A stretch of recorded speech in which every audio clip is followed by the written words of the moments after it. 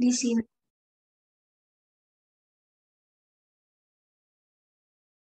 eh, ketemu lagi bersama aku, Haura, di Sosiologi Kelas PJJ ID.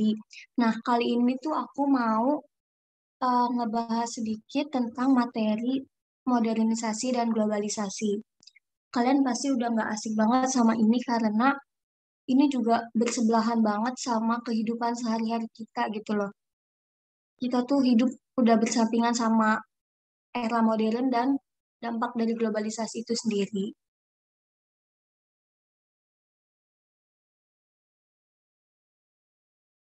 Hmm, nah, sebelumnya ada gak sih yang tahu gitu apa itu modernisasi, apa itu globalisasi, dan apa sih perbedaan antara modernisasi dan globalisasi itu sendiri? Bukannya globalisasi dan modernisasi itu sama, apa ada perbedaannya gitu? Ada yang mau jawab?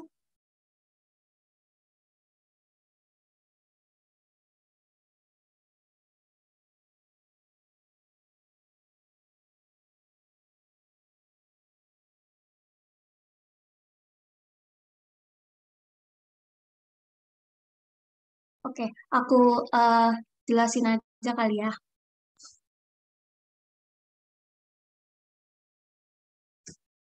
Nah, jadi modernisasi di sini, modernisasi itu suatu perubahan pada masyarakat yang bergerak dari posisi pada masyarakat tradisional atau masyarakat pramodern menuju ke masyarakat yang modern.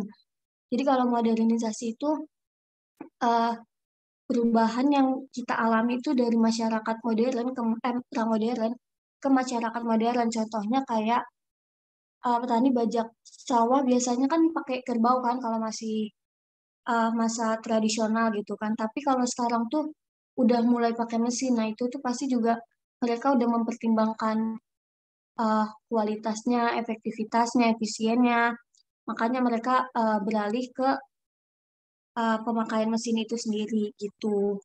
Nah, kalau globalisasi ini suatu proses penyebaran unsur-unsur baru terlebih yang berkaitan dengan informasi secara global atau mendunia lewat media cetak maupun media elektronik. Nah, jadi kalau globalisasi itu eh, singkatnya gini, globalisasi itu proses mendunia gitu. Jadi kayak berita di negara A itu tuh bisa cepet banget nyampe ke negara B karena ibaratnya itu tuh udah nggak ada batasan lagi gitu buat penyebaran informasinya gitu. Nah, yang ngebedain itu modernisasi merupakan proses transformasi ke arah yang lebih modern. Jadi dari gaya hidupnya dari yang tradisional jadi modern. Sedangkan kalau globalisasi itu kondisi saling terhubungnya negara dan masyarakat di berbagai belahan dunia. Kalau modernisasi itu memunculkan perubahan dari tradisional ke modern. Ini dampak modernisasi buat kita itu tuh dari tradisional ke modern. Kalau globalisasi dampaknya itu kita tuh semakin ngerasa dunia tuh sempit banget karena nggak ada batasan pastinya. Semua informasi tuh gampang banget buat kita terima, buat kita cari tahu itu tuh karena ada pengaruh dari globalisasi itu sendiri. Kalau modernisasi contohnya yang bajak sawah, kalau globalisasi contohnya kayak hmm, kita cari informasi gitu lewat internet itu tuh termasuk globalisasi gitu, cepet banget nyampainya. Selanjutnya ada ciri manusia modern. Tentunya manusia modern tuh punya ciri-ciri tersendiri nih. Apa sih yang bikin manusia modern itu berbeda sama manusia tradisional gitu? Apa yang ngebedainnya? Apa ciri-cirinya? Nah, ciri-ciri manusia modern yang pertama itu bersikap terbuka. Bersikap terbuka ini kaitannya erat sama hal-hal hal-hal ataupun pengalaman baru gitu. Jadi seseorang itu nggak akan menutup diri terhadap eh, perubahan gitu. Dia kalau misalkan ketemu sama perubahan, dia tuh nggak akan yang langsung nggak mau, nggak yang kayak gitu. Tapi dia tuh cari tahu dulu nih perubahannya tuh eh, ngasih benefit apa ke dia. Terus kalau misalkan sekiranya menguntungkan, dia bakalan nerima perubahan itu gitu loh. Jadi di sini sifatnya tuh terbuka gitu, jadi nggak tutup mata. Belum juga tahu apa sih perubahan yang bakal terjadi, tapi dia udah nolak aja gitu. Nggak kayak gitu. Kalau manusia modern tuh lebih terbuka gitu, lebih ingin tahu. Terus yang kedua, selalu siap menghadapi perubahan sosial. Nah, ini tuh ibaratnya kayak lanjutan dari sikap terbuka ini, tapi dia itu selalu siap menghadapi perubahan sosial. Jadi setelah dia dia tahu nih apa sih benefitnya untuk kita gitu.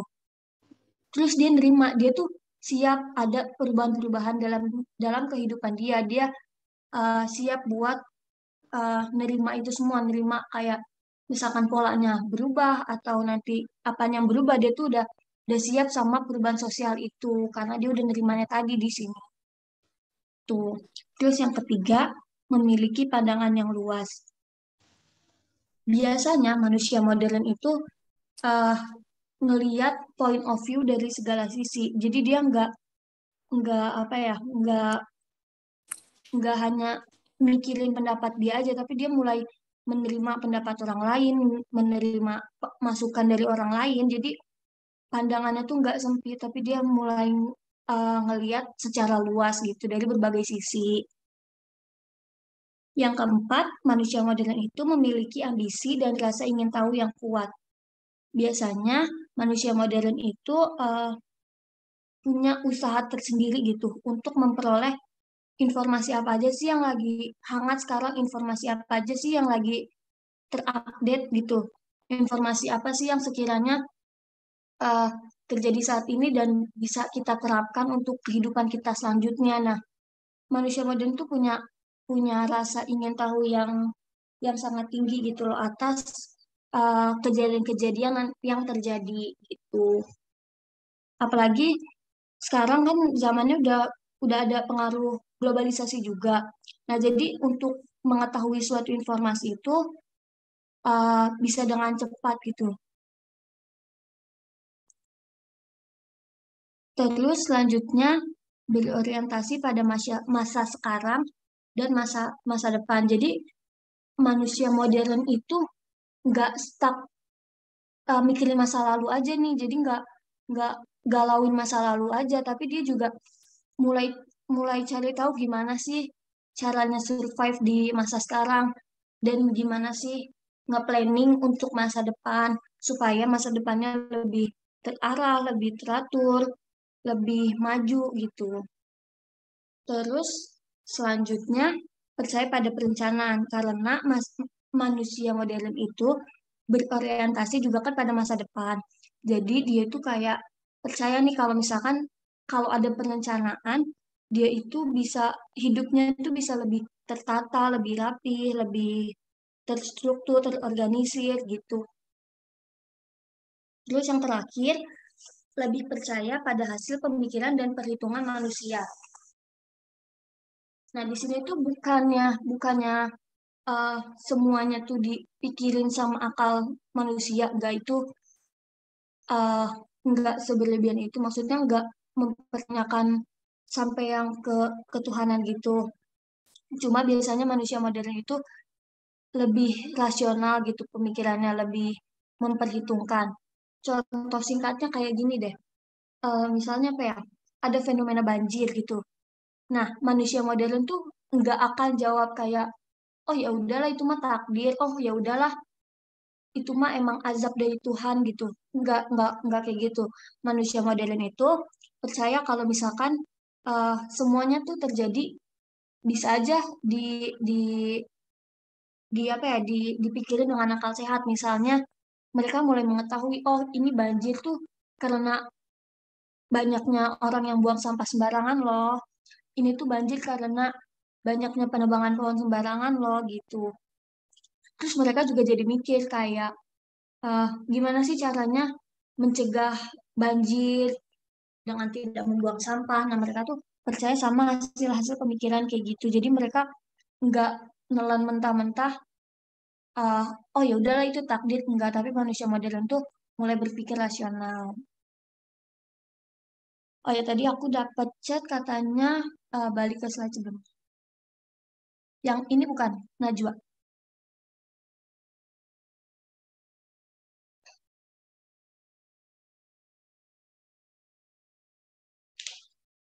Ya, Tapi Kak, maaf ada kayak hitam gitu, nutupin. yang mana?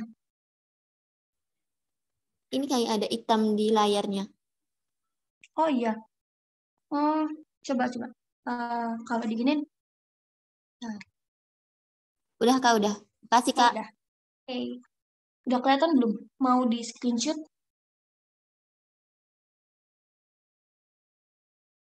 Udah Kak, udah. Makasih. Oke.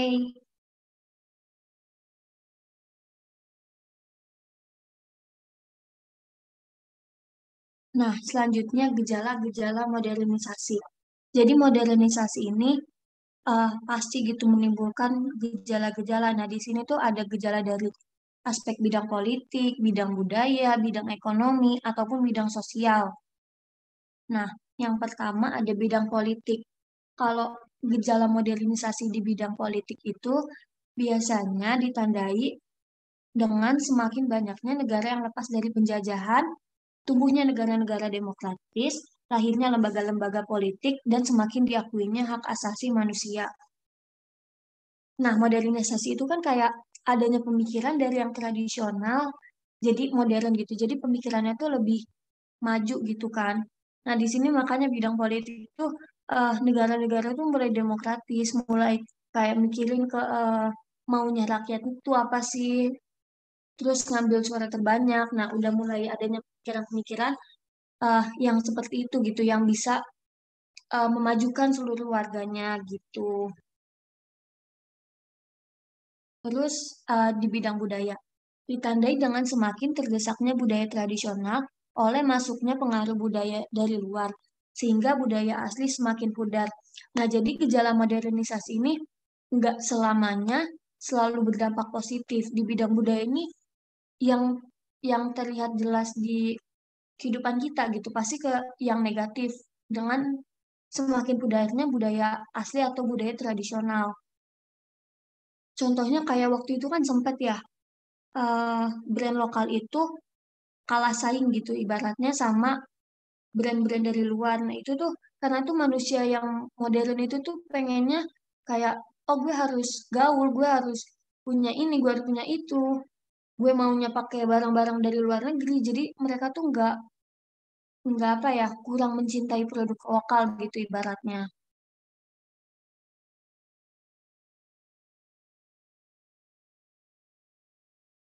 Terus oh ini fotonya blur ya, blur banget gak?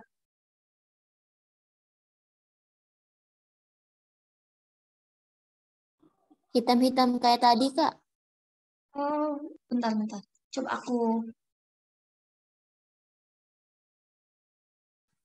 Blur tapi masih jelas kok Kak. Kayaknya ini dari sinyal dari wifi aku.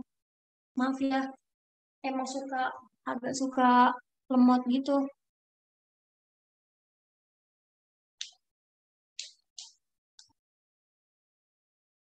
Nah, aku lanjut di gejala modernisasi di bidang ekonomi. Jadi, gejala modernisasi di bidang ekonomi itu ditandai dengan semakin kompleksnya kebutuhan manusia akan barang dan jasa sehingga sektor industri itu dibangun secara besar-besaran untuk memproduksi suatu barang. Kenapa sih kayak gini? Karena tuh manusia modern biasanya eh, kurang gitu sama kurang memiliki rasa puas gitu. Mereka tuh selalu pengen punya A, pengen punya B, pengen punya C. Jadi ngelihat ngelihat dari sosial media lah ibaratnya. Terus mereka anggap itu bagus keren dan mereka pengen beli. Jadi mereka tuh punya pola hidup yang konsumtif. Jadi keinginannya tuh banyak. Dan itu nggak terjadi pada satu dua manusia aja, tapi kan banyak juga. Nah, makanya sektor industri ini mulai eh, memproduksi barang secara lebih lagi gitu. Terus selanjutnya ada di bidang sosial. Di bidang sosial ini ditandai dengan semakin banyaknya kelompok baru dalam masyarakat, seperti kelompok buruh, kaum intelektual, kelompok manajer, dan kelompok ekonomi kelas. Nah, di bidang sosial ini dia itu eh, apa ya, kayak ada pengkelasan tersendiri gitu loh, ada struktur sosialnya sendiri. Orang kaya sama orang kaya, orang kurang mampu sama orang kurang mampu. Nah, biasanya di masyarakat modern tuh udah mulai kayak gitu, udah kelihatan gitu ada pengkelasan sosialnya.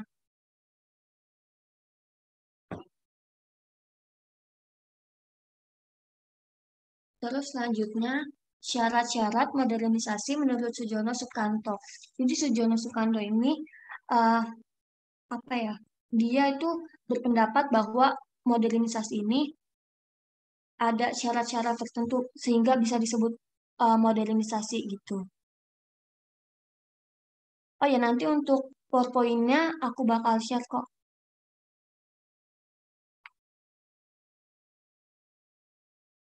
Yang pertama, cara berpikir ilmiah yang sudah melembaga dan tertanam kuat dalam kalangan pemerintah maupun masyarakat luas.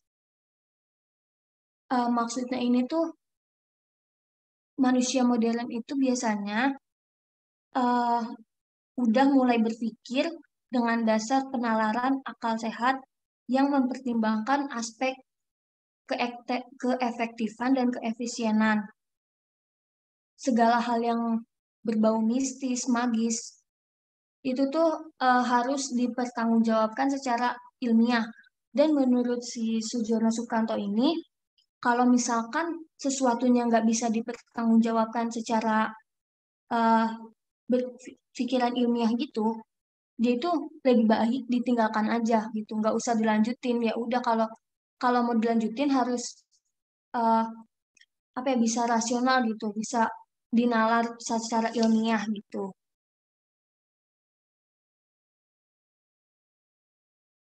Wait. Masih blur gak? Blur banget gak?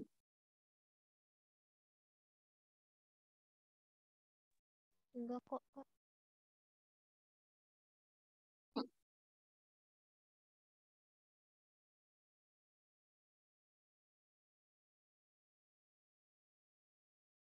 Sama sih.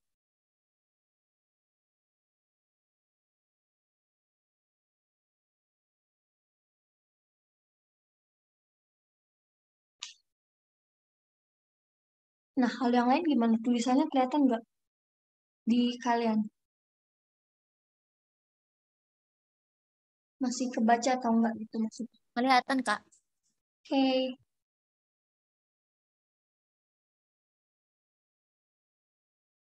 Oke, oke. Makasih. Terus yang kedua, sistem administrasi negara yang baik dan benar-benar mewujudkan birokrasi. Nah, kalau kalian tuh masih bingung gitu, apa sih birokrasi itu? Nah, birokrasi itu adanya struktur tatanan organisasi, terus adanya pembagian kerja gitu. Jadi sistem administrasi negaranya tuh bisa dikatakan lebih teratur gitu. Pencatatannya harus resmi gitu, kayak lebih apa ya, lebih formal, lebih rapih gitu. Terus yang ketiga, sistem pengumpulan data yang baik, teratur, dan terpusat pada suatu lembaga atau badan tertentu seperti BPS atau Biro Pusat Statistik. Nah, itu datanya tuh kalau modernisasi datanya tuh harus yang akurat gitu. Harus yang ditelitinya udah benar-benar menghasilkan data yang baik gitu, yang ya yang akurat.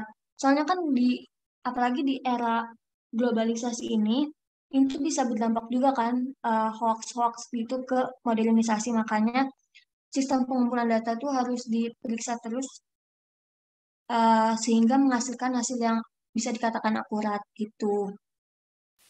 Terus yang keempat, penciptaan iklim yang menyenangkan atau favorable terhadap modernisasi terutama media massa.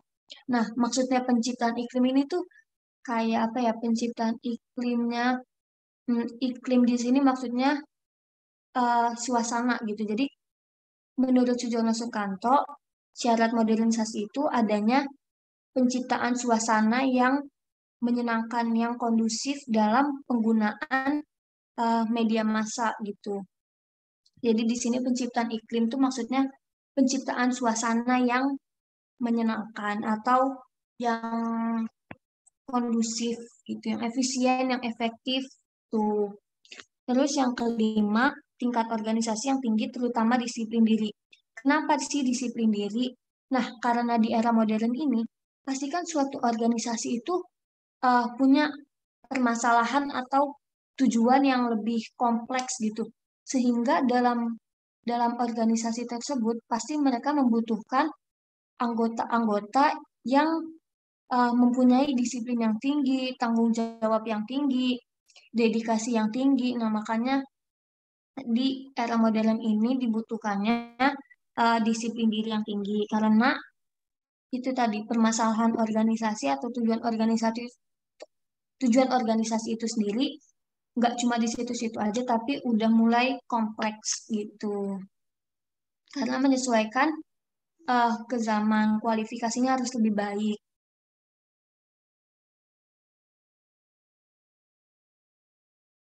Terus selanjutnya proses globalisasi. Nah, ini udah mulai ke globalisasi. Globalisasi itu kan proses mendunia gitu ya, sampai nggak kelihatan gitu batasnya.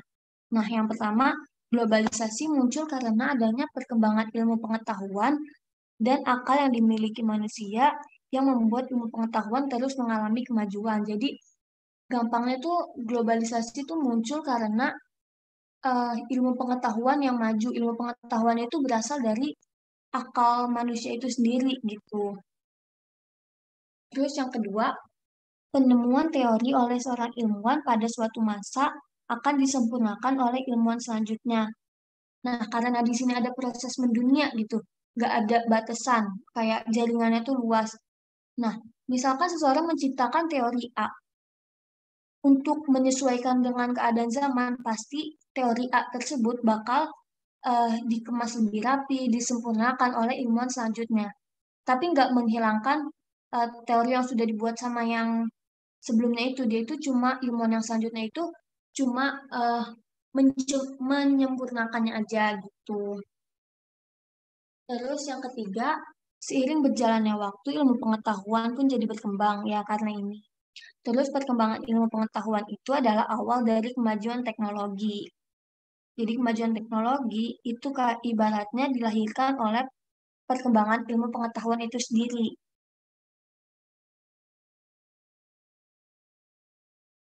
Nah, terus ada, bentar-bentar, kayaknya lemot,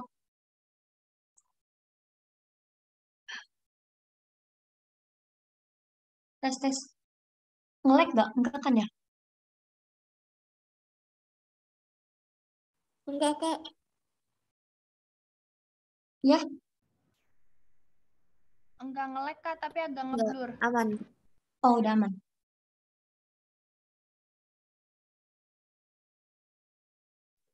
Jadi kecil sih PPT-nya, Kak. Ya, oke. Ini kayaknya emang rada-rada nih wifi-nya nih. Hmm.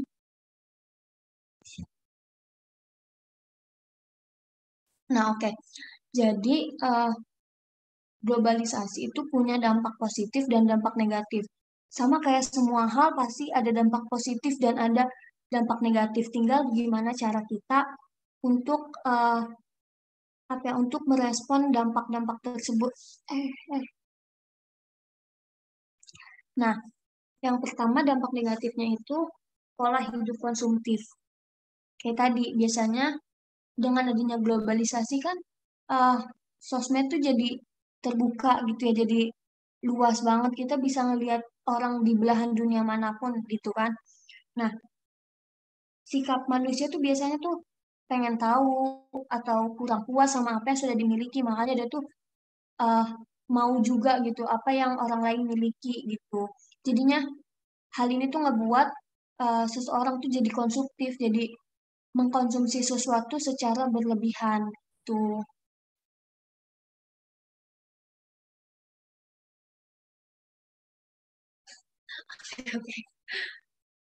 Terus yang kedua, sikap individualistik. Nah, di sini aku yakin banget kalian tuh udah nggak asing sama individualistik ini. individualistik, seseorang tuh terlalu mementingkan dirinya sendiri, terlalu egois, terlalu maunya tuh kemauan dia aja gitu yang dituruti. Nah, itu dampak yang negatif gitu ya, dan masih sering banget kita temuin di zaman sekarang.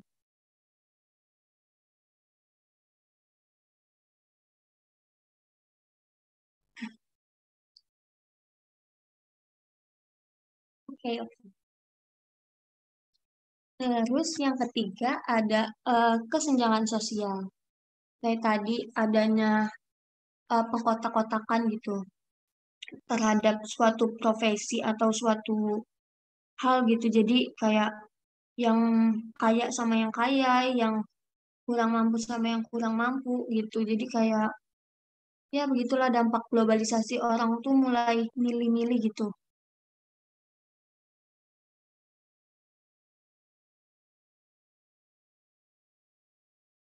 Boleh, boleh banget. Nah, ini nanti aku bahas di slide terakhir. Maksudnya ada di slide belakang-belakang. Nanti aku bantu jelasin pragmatisme, utilitarian, utilitarianisme sama materialisme. Nanti aku jelasin, oke?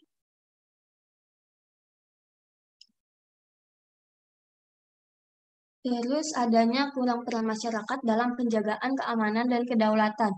Nah, biasanya tuh globalisasi ini ngebuat seseorang jadi bersikap cuek gitu, bodo amat gitu. Makanya kan di globalisasi ini sering banget ada kayak gotong royong berkurang gitu kan. Nah, itu karena orang tuh saking bersifat individualistik, jadi cuek, jadi mereka juga kurang berperan dalam penjagaan keamanan dan kedaulatan. Item-item ya yang belum di tengah ya.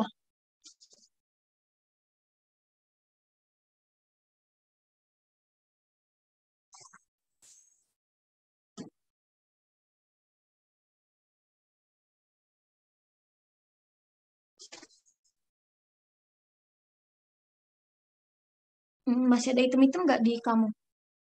Atau di semuanya? Enggak, Kak. Itu kayaknya karena kakak sambil buka chat deh. Sekarang masih nggak? Soalnya aku udah tutup chat. Enggak. Oke. Terus yang kelima, perubahan pola pikir masyarakat.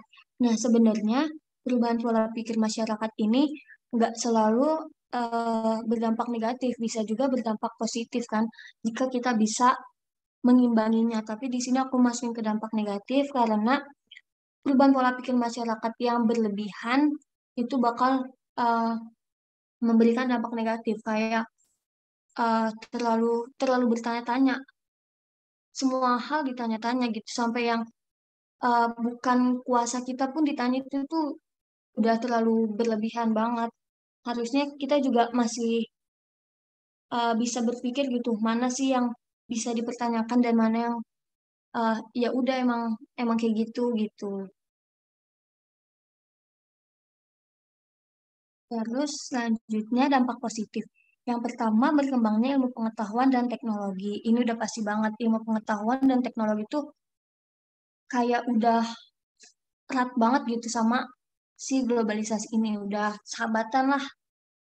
Terus yang kedua, tingkat kehidupan yang lebih baik. Nah, ini tuh bisa karena yang tadi aku jelasin di awal, biasanya manusia modern itu punya sifat, punya rasa ingin tahu gitu. Nah, di globalisasi ini, selama proses mendunia, dia juga kan punya akses buat mengetahui eh, berita-berita terupdate gitu ya. Jadi, tingkat kehidupannya bisa lebih baik karena dia bisa belajar dari kesalahan-kesalahan orang lain gitu, supaya nggak terjadi di kehidupan kita gitu. Terus yang ketiga, penguatan supremasi hukum dan perlindungan HAM. Nah, ini juga dampak positif dari globalisasi. Karena kan orang tuh jadi apa ya, hmm, kayak suatu negara tuh hukumnya tuh supremasi hukumnya tuh bisa bisa kelihatan sama negara lain gitu loh. Masa kita nggak apa ya, nggak sungguh-sungguh sih dalam supremasi hukum, dalam perlindungan HAM gitu. Yang ada nanti bisa jadi kontroversi untuk negara-negara lain gitu. Apalagi di globalisasi ini tuh orang gampang banget buat komen gitu. Dan nggak cuma di suatu negara aja kan, bisa dari negara lain juga.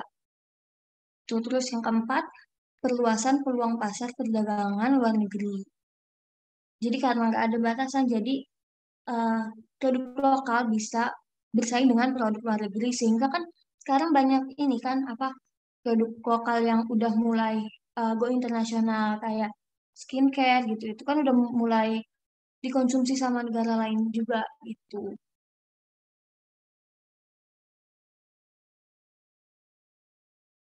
Nah, ini langsung masuk ke ini aja, latihan soal. Aku bacain. Pengaruh perkembangan ilmu pengetahuan terhadap modernisasi ada antara lain yang A. Menimbulkan pemikiran yang rasional pada masyarakat, yang B. Menjadikan masyarakat lebih menghargai waktu, yang C. Memberikan perasaan percaya diri pada masyarakat, yang D. Meningkatkan kontrol sosial sehingga kenapa?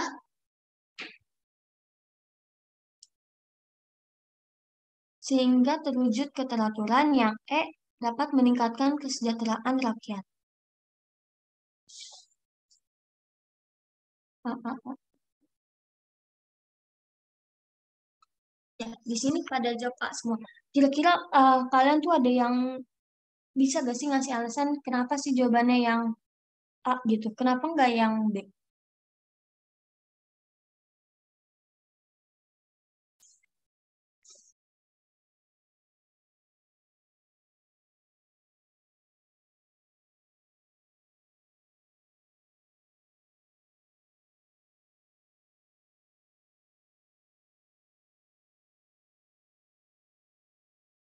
Ya benar, karena ada penekanan di ilmu pengetahuan. Karena masyarakat modern lebih berpikir maju terhadap pengetahuan. Iya benar banget. Rasional itu dijelaskan pakai akal. Jadi pemikiran yang rasional itu pemikiran yang bisa ini, bisa dinalar gitu, logika gitu mengedepan. Ya logis, benar banget. Nah, jadi di sini benar banget karena ada penekanan di kalimat ilmu pengetahuan. Kalau yang B menjadikan masyarakat menghargai waktu, itu tuh nggak karena ilmu pengetahuan aja, tapi kalau menghargai waktu kan bisa bisa karena aturan dari masyarakat itu sendiri gitu.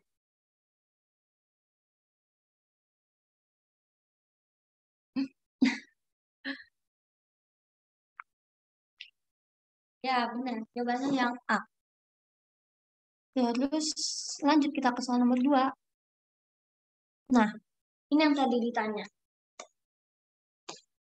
Kamu hebat, ih bisa baca soal aku tadi. Salah satu dampak globalisasi adalah lunturnya nilai gotong royong dan tolong-menolong dalam hal positif. Individu di era globalisasi lebih berfokus pada kegiatan yang menguntungkan dirinya.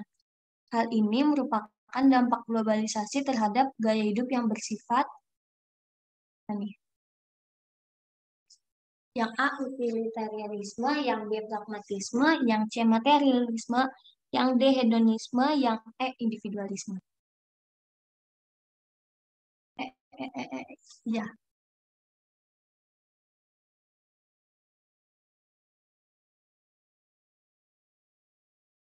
ya benar banget jawabannya yang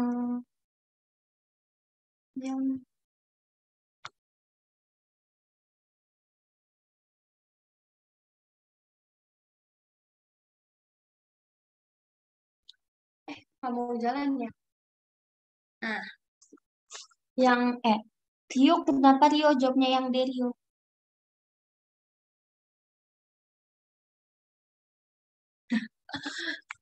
Enggak Rio. Kan di sini individu lebih berfokus pada kegiatan yang menguntungkan dirinya. Jadi dia cuma mikirin dirinya sendiri. Jadi ini tuh disebutnya sikap individualisme itu.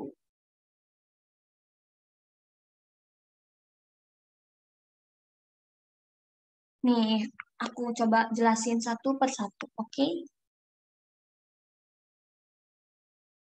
kok nggak gerak ya?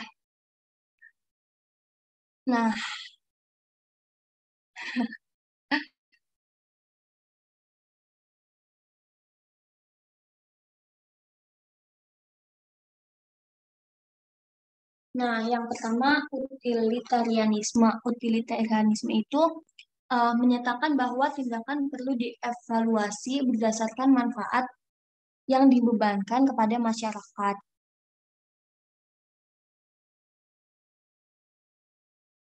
Jadi kalau yang A ini evaluasi itu kan biasanya terjadi setelah gitu ya. Maksudnya setelah kegiatan gitu. Nah, itu tuh eval kan. Jadi di eval tuh apa sih manfaat yang benar-benar kita dapetin, biayanya yang dibebankan kepada masyarakat itu gimana. Nah, itu tuh disebutnya utilit utilitarianisme. Kayak pokoknya kata kuncinya evaluasi.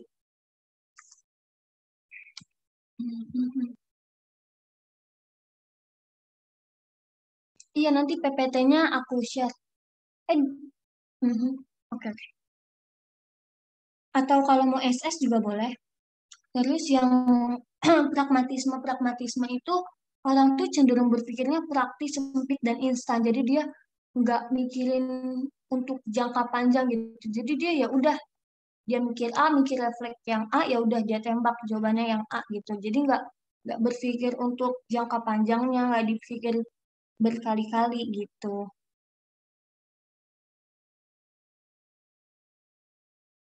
Terus selanjutnya materialisme. Jadi kalau materi ini tuh kayak dia tuh apa ya, mementingkan kepemilikan barang-barang tuh di atas nilai-nilai kehidupan yang lain. Jadi bagi dia tuh kekayaan ya ada di atas segalanya gitu.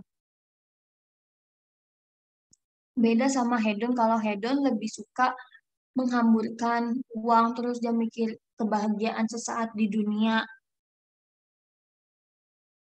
Jadi dia kurang kurang apa ya, kurang memikirkan kehidupan di akhirat juga gitu loh. Ibaratnya hedonisme ya udah dia suka ngehambur-hamburin uang, dia suka boros gitu.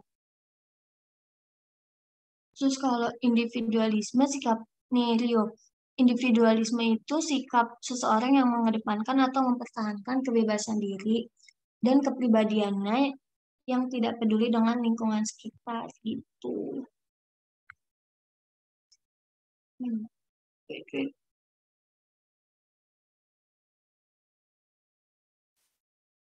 Materialisme itu materi itu bisa ke itu juga sih sebenarnya, ke uang juga, cuma dia kayak ya udah apa yang dianggap berharga gitu kan, kayak uang atau barang yang dianggap berharga itu tuh lebih dari segalanya, lebih dari eh dia tuh kayak pengen sesuatu tuh dibalasnya tuh dengan uang gitu.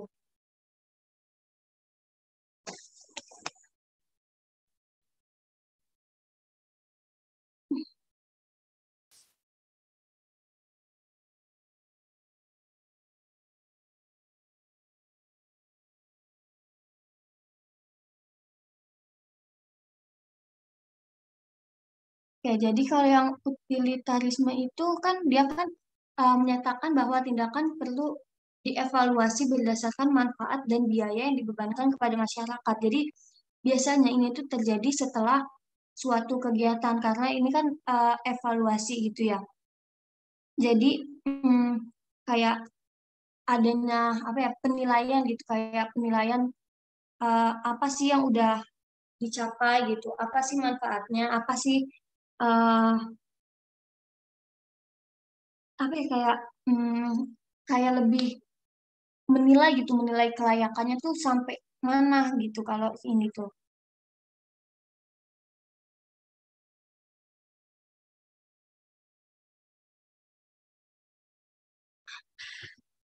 Ya, hedonisme tuh kayak gitu tuh, kayak barang yang masih ada langsung aja dibeli padahal kayak cepet lah, cepet ini lapar mata. Itu biasanya hedon tuh. Kebanyakan duit kali ya dia. Makanya dia suka menghambur-hamburkan uang. Ya udah yang penting happy gitu.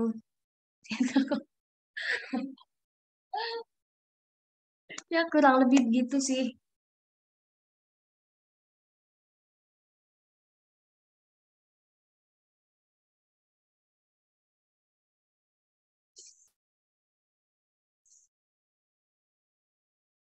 Lanjut, Kak.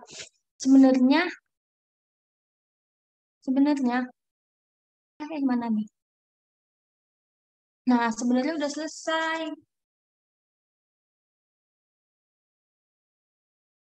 Ya, udah selesai pembahasannya.